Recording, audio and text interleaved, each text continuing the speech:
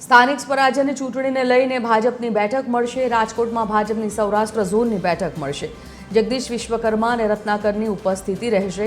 સૌરાષ્ટ્રના સાંસદો ધારાસભ્યો હાજર રહેશે તો શહેર જિલ્લા સંગઠનના હોદ્દેદારો પણ હાજરી આપશે।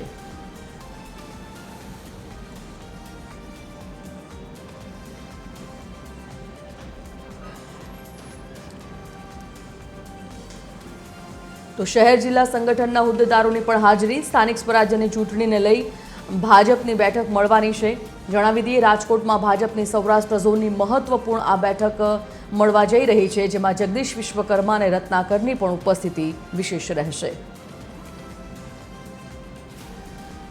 રવિ મોટવાણી સંવાદદાતા રાજકોટથી લાઈવ જોડાઈ ગયા છે। રવિ પાસેથી જાણીએ વિગત। રવિ, જે પ્રકારે સ્થાનિક સ્વરાજ્યની ચૂંટણીઓ નજીક, જેની તારીખો પણ હવે ટૂંક સમયમાં જાહેર થવાની છે, એવામાં સૌરાષ્ટ્ર ઝોનની ભાજપની આ બેઠક કેટલી મહત્વપૂર્ણ માનવામાં આવી રહી છે?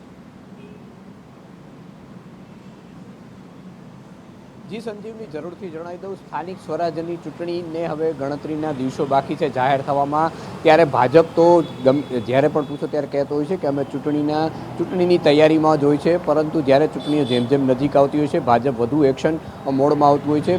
સૌરાષ્ટ્ર ઝોનની આજે બેઠક છે રાજકોટ ખાતે યોજાવાની છે, જેમાં પ્રદેશ અધ્યક્ષ જગદીશ વિશ્વકર્મા તથા મહામંત્રી રત્નાકરજી સહિતના સૌરાષ્ટ્ર ઝોનના ધારાસભ્યો, સંસદ સભ્યો સહિતના જે સંગઠનના હોદ્દેદારો છે તે તમામ ઉપસ્થિત રહેવાના છે। અને આગામી સમયમાં જે સ્થાનિક સ્વરાજ્યની ચૂંટણીઓ છે તેને કઈ રીતના વધુમાં વધુ સીટોમાં મેળવી શકાય તેના માટેની રણનીતિ, સ્ટ્રેટેજી નક્કી કરવામાં આવી છે। અને કોઈ પણ જે વોર્ડ હોય કે કોઈ તાલુકા પંચાયત હોય, જિલ્લા પંચાયત હોય, ક્યાંક કંઈ જે મુશ્કેલીઓ હોય તેને કઈ રીતના દૂર કરી શકાય તે તમામ બાબતોની ચર્ચા કરવામાં આવશે। સાથે સાથે જે અસંતોષ હોય તે બાબતની પણ ચર્ચા કરવામાં આવશે। ત્યારે સ્થાનિક સ્વરાજ્યની ચૂંટણીને લઈને આ સૌરાષ્ટ્રમાં જે બેઠક આજે થવા જઈ રહી છે તે ખૂબ મહત્ત્વની ગણવામાં આવે છે।